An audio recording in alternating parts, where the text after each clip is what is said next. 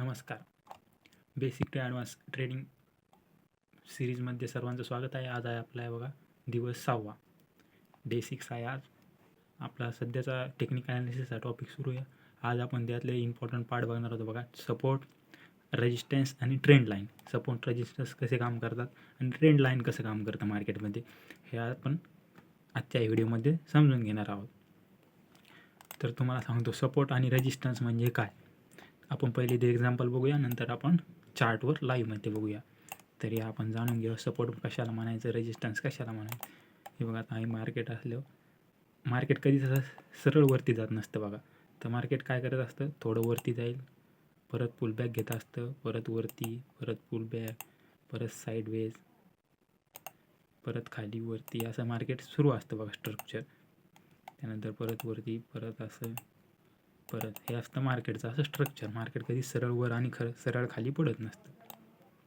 मग आता यामध्ये सपोर्ट, आता हे जे मार्केट स्ट्रक्चर समजा असं झालं, तर मग ह्यामध्ये सपोर्ट कोणते असतात, रेजिस्टन्स कोणते असतात, मग त्यानुसार आपण ट्रेड कसे करू शकतो, तर हे बघूया. तर हे बघा, आता हे मार्केट असं समजा हे झालं, तर इथे दिसतं बघा आपल्याला ह्या पॉईंटहून मार्केट काय झालं बघा, 2 वेळेस खाली आलं, दिसतं ना. हा पॉईंट, हा एक झोन असा मार्क करायचा असतो. मार्केट परफेक्ट नसतं येत, पण असा झोन मार्क करायचा असतो. मग आता इथे दिसतं बघा तुम्हाला, मार्केट काय झालं, इथं गेलं, इथून परत खाली आलं, त्यानंतर परत इथे गेलं आणि इथून परत खाली आलं.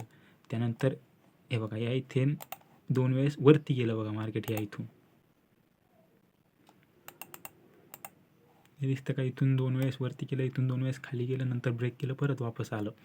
तर मग हे जो खालचा पॉईंट असतो सपोर्ट म्हणजेच काय, की जिथं येऊन मार्केट सपोर्ट घेतं. उदाहरणार्थ समजा आपण आता हे 2 भिंती आहे बघा, हे छत आहे आणि ही खालची जमीन आहे. तर ह्या 2मध्ये जर आपण बॉल फेकला, असा चेंडू घेतला आणि फेकला, तर वरती कुठपर्यंत जाऊ शकतो तो, ह्या ह्याचपर्यंत. इथे काय करणार तो, आडणार आणि खाली पडणार, म्हणजे तिथं काय करणार तो, रेजिस्टन्स घेणार. आणि खाली कुठपर्यंत येऊ शकतो बघा, एखादा फेकलेला चेंडू जमिनीपर्यंत. समजा ही जमीन आहे, तर इथे येणार, टप्पा खाणार आणि परती वर जाणार. म्हणजे टप्पा खाणार म्हणजेच याला काय म्हणायचं असतं, सपोर्ट घेणार.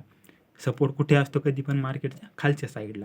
आणि वरती काय असतं, रेजिस्टन्स असतं. म्हणजे जिथून मार्केट, जिथून ते चेंडू आपण कसं वरती फेकला तर खाली छतला लागून खाली येणार, त्या प्रकारे. तसंच मार्केट इथं गेलं, तिथून कसं खाली आलं, म्हणजे इथं काय आहे, एक रेजिस्टन्स आहे. इथून जसं मार्केट 2 वेळेस वर गेलं, तर इथं काय आहे समजायचं, सपोर्ट आहे समजायचं. सपोर्ट कधी पण लक्षात ठेवा, बेसिक आहे, सपोर्ट कधी पण खालच्या साईडला असतं, जिथून मार्केट सपोर्ट घेतं. नावातच आहे त्याचं बघा, जिथून मार्केट सपोर्ट घेतं, म्हणजे जिथून ज्या पॉईंटहून मार्केट 1-2 वेळेस वर जात आहे समजायचं, त्या पॉईंटला चांगला एक सपोर्ट आहे.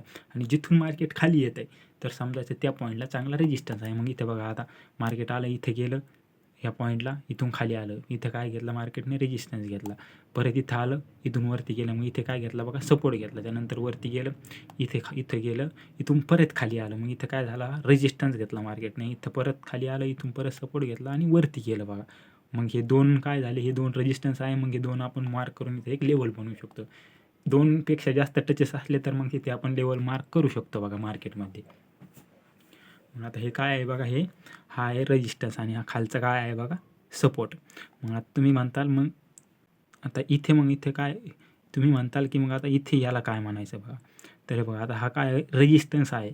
इथे मार्केटने काय केलं, रेजिस्टन्सला रिस्पेक्ट न देता ब्रेक केला डायरेक्ट. काय केलं बघा, ब्रेक करून सरळ वरती रॅली करून परत खाली आलं आणि इथे परत एकदा टच करून इथे वरती गेलं. मग आता इथे अगोदर काय होता बघा, हा रेजिस्टन्स होता. रेजिस्टन्स म्हणजे जिथून मार्केट खाली जात असते, एवढं बेसिक लक्षात ठेवायचं. इथून मार्केट खाली गेलं. आणि सपोर्ट म्हणजे काय, जिथून मार्केट वरती जात असते. अगोदर हा काय होता, आता इथे टचेस झाले तेव्हा रेजिस्टन्स. पण मार्केटने हा रेजिस्टन्स जेव्हा ब्रेक करतं आणि परत वापस त्या रेजिस्टन्सचा रिटेस्ट घ्यायला येतं, त्यावेळेस ते बनत असतं बघा सपोर्ट. बेसिक आहे बघा, जिथून मार्केट वरती जातं त्याला सपोर्ट म्हणायचं आणि जिथून मार्केट खाली पडतं याला रेजिस्टन्स म्हणायचं. अगोदर इथून खाली पडलं म्हणून आपण याला रेजिस्टन्स म्हणायचं, पण ज्यावेळेस मार्केट इथे येऊन याला रिटेस्ट केलं, म्हणजे जिथून मार्केटने काय घेतलं बघा, आता सपोर्ट. म्हणजेच हा काय झाला, सपोर्ट झाला बघा हा मार्केटचा. आता सेम डाऊन साईडला समजा जर मार्केटने वरती न जाता, समज मार्केटने वरती न जाता खाली आलं असतं आणि त्यानंतर असं खाली ब्रेकआउट देऊन ब्रेक करून ह्याचा असा रिटेस्ट घेऊन परत खाली गेला असतं. तर आता इथे काय आहे बघा, हा तर सध्या रेजिस्टन्सच आहे बघा. आता काय आहे, हा 4 वेळेस मार्केटने इथून रेजिस्टन्स घेतलं, त्यानंतर इथे 3 वेळेस मार्केटने इथून सपोर्ट घेतलं. आता हा वरती हा एक रेजिस्टन्स आहे आणि हा सपोर्ट आहे, पण ज्यावेळेस मार्केटने हा सपोर्ट ब्रेक केला आणि परत ह्या सपोर्टला रिटेस्ट घ्यायला आलं बघा इथे ह्या पॉईंटला, त्यावेळेस आता हा सपोर्ट राहिला का, ज्यावेळेस इथे रिटेस्ट घेऊन खाली जाते त्यावेळेस हा आता नवीन रेजिस्टन्स झाला बघा. हा तर रेजिस्टन्स आहेच, त्यानंतर हा पण एक नवीन रेजिस्टन्स होत असतो.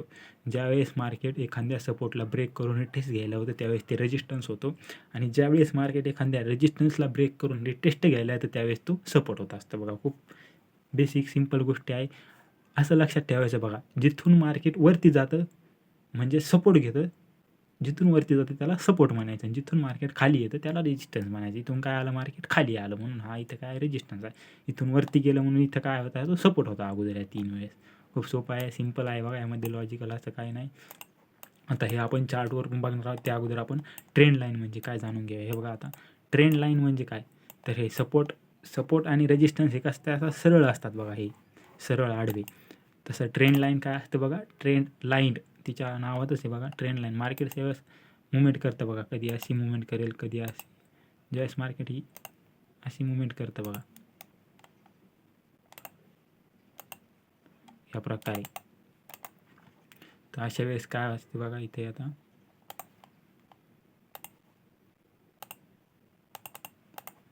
मार्केटने आता इथे सपोर्ट, हे बघा इथे काय आहे, आता इथे आहे एक रेजिस्टन्स लेवल आहे, इथे एक रेजिस्टन्स लेवल आहे, इथे एक रेजिस्टन्स लेवल आहे.